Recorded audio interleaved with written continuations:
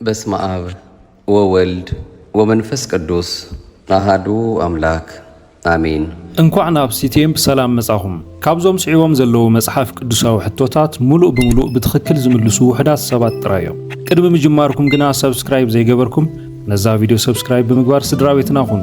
ላይክ እውን ግበሩ። ነዛ ቪድዮ እንተፈቲኹማ ድማ ንኻልኦት ሼር ግበርዋ። ክንደይ ክትምልሱ ትኽእሉ? መልስኹም ኣብ ኮመንት ጸሓፉልና። ብዛዕባ ፍጥረት ዓለምን ቀዳማይ ኪዳንን ዝገልጽ መጽሓፍ ኣየና እዩ? ዘጸአት፣ ዘፍጥረት፣ ዘሌዋውያን።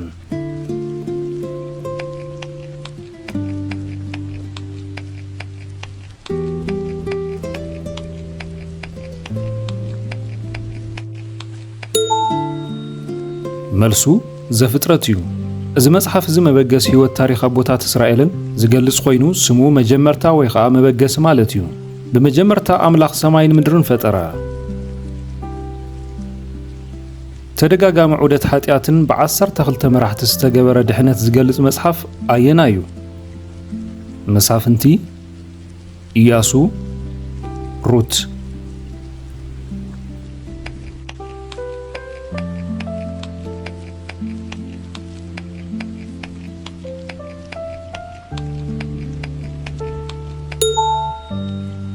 መልሱ መሳፍንቲ እዩ። እስራኤል ንጉስ ቅድሚ ምሻሞም ኣምላኽ ካብ ጸላእቶም ከድሕኖም መራሕቲ ወይ ከዓ መሳፍንቲ የልዕለሎም ነበረ። እግዚኣብሔር ከዓ መሳፍንቲ ተንስአሎም፣ ንሳቶም ድማ ካብ ኢድእቶም ዝማርኽዎም ኣድሕንዎም። ብዛዕባ መከራን ጽኑዕ እምነትን ዝዛረብ መጽሓፍ ኣየና እዩ? መዝሙረ ዳዊት፣ ኢዮብ፣ መክብብ።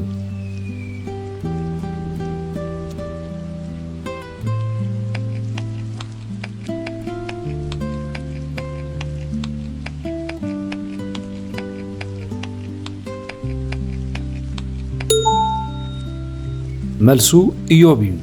እዚ መጽሓፍ ጻድቃን ስለምንታይ መከራ ይጸግቡ ንዝብል ምስጢር ዘድህስስ ኮይኑ ኢዮብ ኣብ ከቢድ ፈተና እሙን ኮይኑ ጸኒዑ እዩ። እግዚአብሔር ሃበ፣ እግዚአብሔር ከዓ ወሰደ፣ ስም እግዚአብሔር ይባረኽ በለ። ጐይታና ኢየሱስ ክርስቶስ ንጉስን ተስፋ ተገብረሉ መሲሕን ምዃኑ ዘርኢ ወንጌል ኣየና እዩ?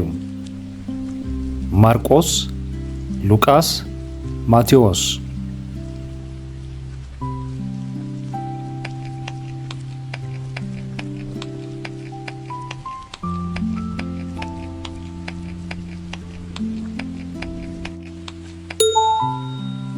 መልሱ ማቴዎስ እዩ። ማቴዎስ ካብ ብሉይ ኪዳን ብዙሕ ትንቢታት ብምጥቃስ ኢየሱስ ሕጋዊ ወራሲ ዙፋን ዳዊት ምዃኑ የረጋግጽ። መጽሓፍ ወለዶ ኢየሱስ ክርስቶስ ወዲ ዳዊት ወዲ አብርሃም ድማ ይብል። ብዛዕባ ናይ መወዳእታ ፍርዲ ዝገልጽ መጽሓፍ ኣየና እዩ? ራእይ ዮሐንስ፣ ዳንኤል፣ ሕዝቅኤል።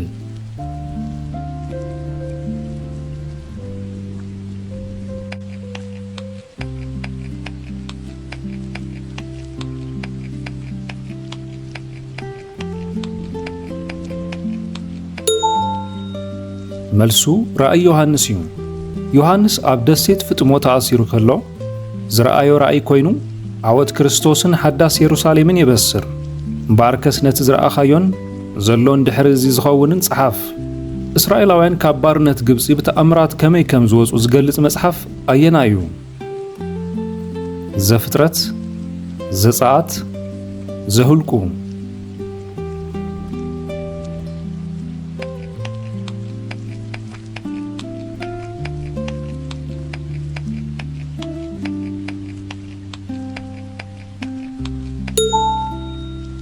መልሱ ዘጸአት እዩ።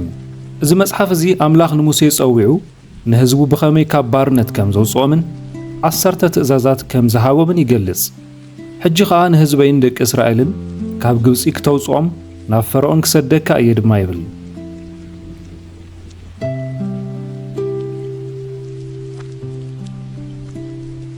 ብዓብ ዓሳ ዝተዋሓጠ ነቢይ ዝገልጽ መጽሓፍ ኣየና እዩ? አሞጽ፣ ዮናስ፣ ሚክያስ።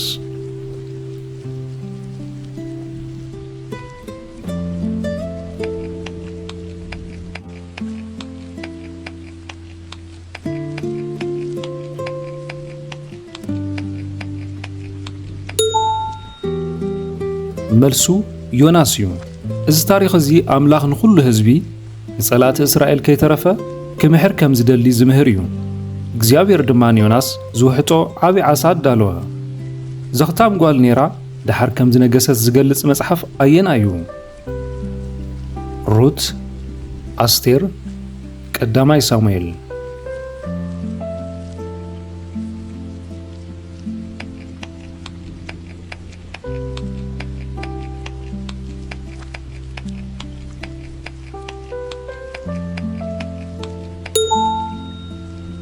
መልሱ መጽሓፍ ኣስቴር እዩ። ኣስቴር መንነታ ሓቢኣ ኣብ ቤተ መንግስቲ ፋርስ ብምእታው ንህዝባ ካብ ህልቂ ተድሐነቶም። ምናልባት ከ ንኸምዚ ዝበለ እዋን ናብ መንግስቲ በፂሕኺ እንተኾይንኪ መን ይፈልጥ? 150 መዛሙርን ጸሎታትን ዝሓዘ መጽሓፍ ኣየና እዩ? መዝሙር ዳዊት፣ ምሳሌ፣ መክብብ።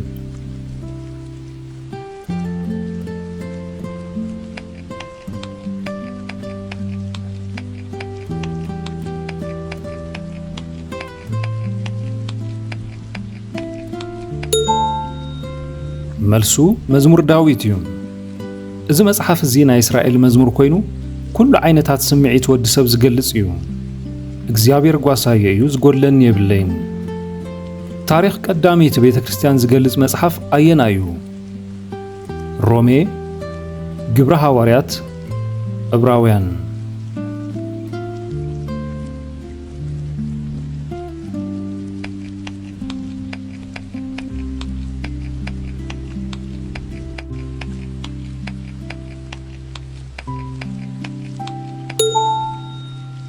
መልሱ ግብረ ሐዋርያት እዩ።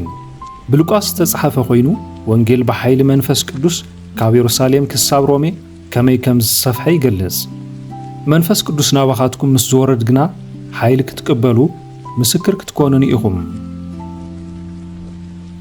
መንፈሳዊ ጥበብ ዝሓዘ መጽሓፍ ኣየና እዩ? ምሳሌ፣ ኢዮብ፣ ሰቆቃው ኤርምያስ።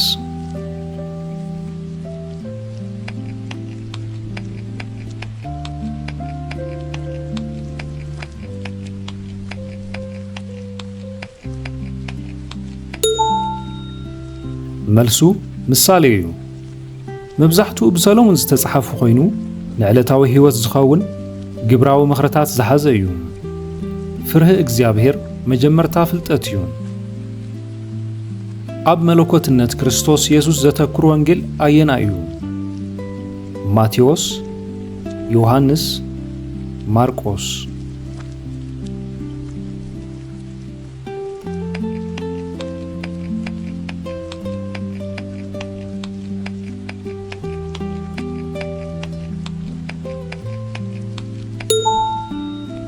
መልሱ ዮሐንስ እዩ። ዮሐንስ ኢየሱስ ዘለዓለማዊ ቃል ምዃኑ ብምግላጽ ሰባት ኣሚኖም ሕይወት ምእንቲ ክረኽቡ ጽሒፍዎ።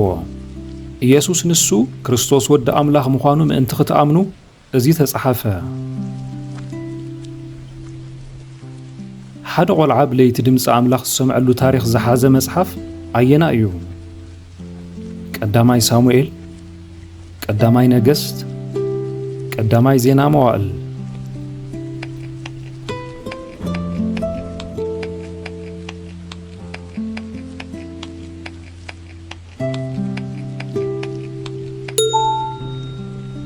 መልሱ ቀዳማይ ሳሙኤል እዩ። እዚ መጽሓፍ እዚ እስራኤል ካብ መሳፍንቲ ናብ ነገሥታት ተሰጋገሩሉ እዋን ዝገልጽ እዩ። እግዚኣብሔር መጸሞ ደው በለ፣ ሳሙኤል ድማ ባርያኻ ይሰምዕ ኣሎ እሞ ተዛረብ በለ። ራእይ ስንጭሮ ንቑጻት ዕጽምትታት ዝሓዘ መጽሓፍ ኣየና እዩ? ኢሳይያስ፣ ሕዝቅኤል፣ ኤርምያስ።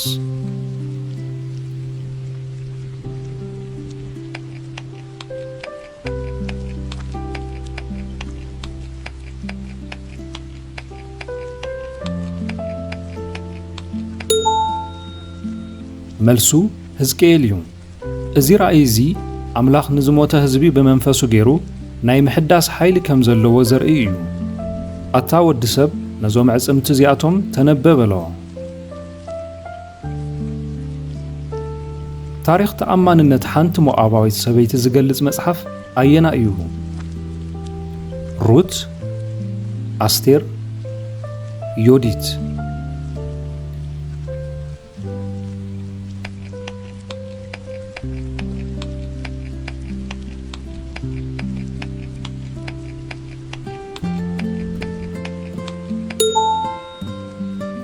መልሱ ሩት እዩ። ሩት ንሓማታ ኑሃሚን ተኸቲላ ናብ ቤተልሔም ብምኻድ ሓንቲ ካብ ዓሌት ዳዊትን ኢየሱስን ክትከውን ክኢላ እያ። ናብቲ ንስኺ እትኸድዮ እኸይድ፣ ህዝብኺ ድማ ህዝበይ ኣምላኽ ድማ ኣምላኸ እዩ በለት። ኣብ ጉድጓድ ኣናብስ ዝተደርበየ ሰብ ታሪኽ ዝገልጽ መጽሓፍ ኣየና እዩ? ኤርምያስ፣ ዳንኤል፣ ዮሴፍ።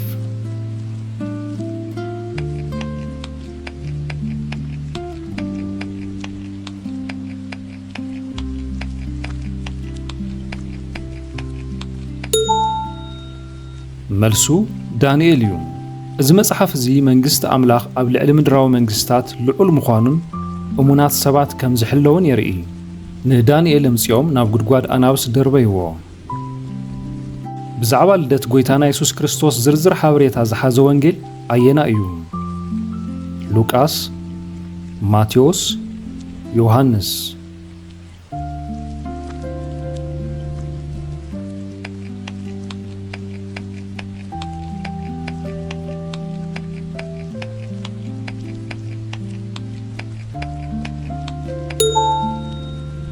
መልሱ ሉቃስ እዩ። ብሓኪም ሉቃስ ዝተጻሕፈ መጽሓፍ እዩ። ኣነ ድማ ካብ መጀመርታኡ ኩሉ ተጠንቂቐ ስለ ዝመርመርኩ ብስርዓት ክጽሕፍልካ ተገባኣኒ። እስራኤላውያን 40 ዓመት ኣብ በረኻ ዝተጓዓዝሉ ታሪኽ ዝሓዘ መጽሓፍ ኣየና እዩ? ዘጸአት፣ ዘህልቁ፣ ዘዳግም።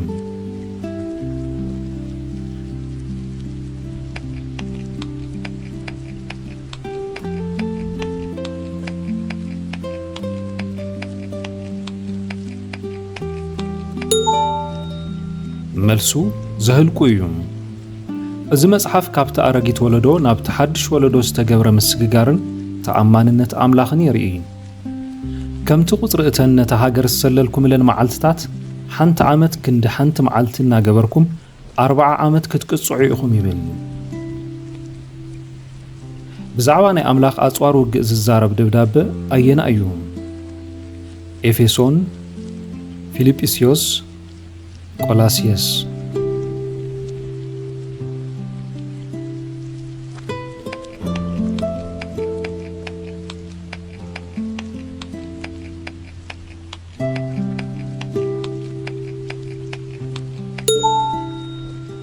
መልሱ ኤፌሶን እዩ።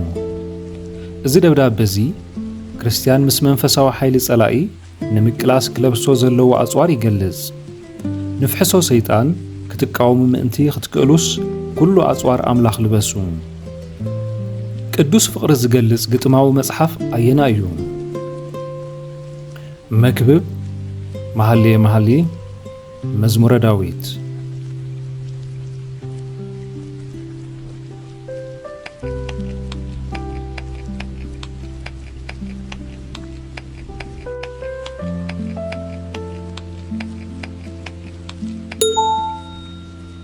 መልሱ መሃልየ መሃልይ እዩ። እዚ መጽሓፍ ፍቕሪ ካብ ሞት ዝበለጸት ምዃናን ጽባቐ መውስቦን ዝገልጽ ግጥሚ እዩ። ፍቕሪ ከም ሞት ሓያል እያ እሞ ኣብ ልብኻ ከም ማሕተም ኣብ ቅልጽምካ ከም ማዕተብ ግበረን ይብል። መናድቕ ኢያሪኮ ዝወድቐሉ ታሪኽ ዝገልጽ መጽሓፍ ኣየና እዩ? መሳፍንቲ፣ ኢያሱ፣ ቀዳማይ ነገሥት።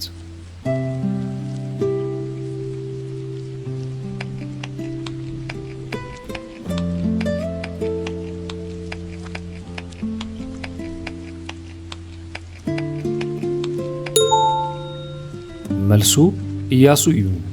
እስራኤላውያን ምድሪ ከነኣን ክወርሱ ከለዉ ብሓይሊ ኣምላኽ ዝተገበረ ዓወት ይገልጽ። ህዝቢ ጨደረ፣ መለኸት ድማ ነፍሑ፣ እቲ መናድቕ ከዓ ዓነወ። ብዛዕባ ኣናሲሞስ ዝተጻሕፈ ደብዳቤ ኣየና እዩ? ቲቶ፣ ፊልሞና፣ ቀዳማይ ጢሞቴዎስ።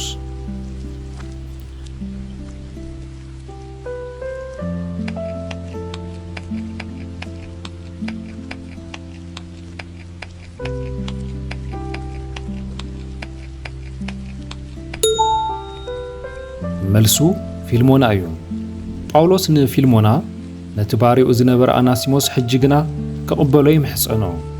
ስለቲ ኣብ መእሰር እየ ዝወለድክዎ ወደይ ኣናሲሞስ እልምነካ ኣለኹ ድማ ይብል። ብዛዕባ ናይ መንፈስ ፍረ ዝገልጽ ደብዳቤ ኣየና እዩ? ገላትያ፣ ሮሜ፣ ቀዳማይ ቆሮንጦስ።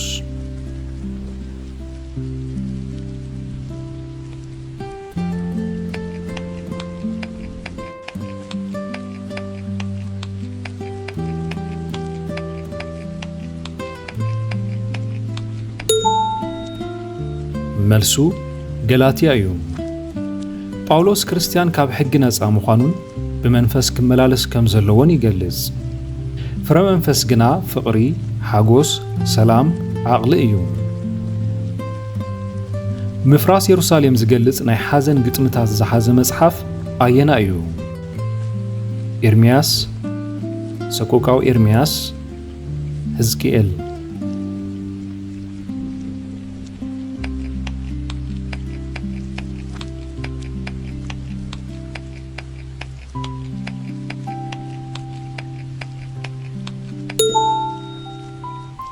መልሱ ሰቆቃዊ ኤርምያስ እዩ። እዚ መጽሓፍ እዚ ኣብ ማእኸል ከቢድ ሓዘን ኮይኑ ተስፋ ምሕረት ኣምላኽ ዝገልጽ እዩ። ፈጺምና ዘይጠፋእናስ ካብ ምሕረት እግዚኣብሔር ዝተላዕለ እዩ። ርህራሄኡ ኣይውዳእን እዩ እሞ። መናድቕ ኢየሩሳሌም ብኸመይ ከም ዝተሃንጹ ዝገልጽ መጽሓፍ ኣየና እዩ? እዝራ፣ ነህምያ፣ ሃጌ።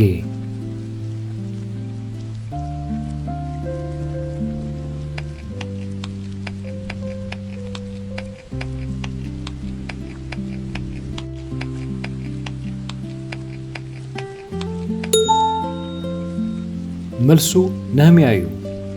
ነህምያ ብጸሎትን ትብዓትን ንህዝቢ ተሓባቢሩ መናድቕ ኢየሩሳሌም ብ52 መዓልትታት ሃኒጽዎም እዩ።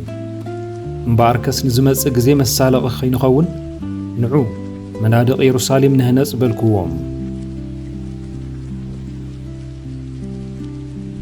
ንሎሚ ዝነበሩና 25 ሕቶታት ኣብዚ ተዛዚሞም ኣለዉ።